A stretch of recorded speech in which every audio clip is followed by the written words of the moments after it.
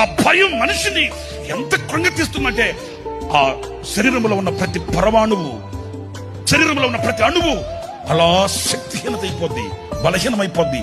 లెగాలన్నా లెగలేని, నిలవాలన్నా నిలవలేని, నడవాలన్నా నడవలేని, ఉండాలన్నా కూడా ఓపిక లేని దుస్థితికి భయం తీసుకుని వచ్చేస్తుందండి. భయము అనే పదం చెప్పుకోవడానికి సులువుగా ఉన్నా అనుభవించడానికి చాలా చేదైనది, చాలా కఠోరమైనదండి.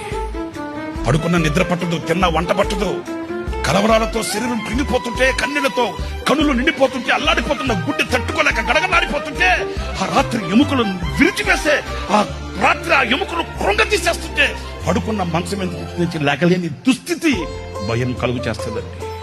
కంటికి కనబడడానికి ఎందరో ఉన్నా ఆపత్కాల మందు ఆదుకోవడానికి ఎవడో కానరాని నిశీతిలో కుక్క చిప్పిన ఇస్తర్లా మారిపోతుందేమో అన్న భయంతో అల్లాడిపోతూ తల్లడిల్లిపోతున్న ఆ గుండె చప్పుడు ఎలా ఉంటుందో బహుభీకరంగా ఉంటుందండి.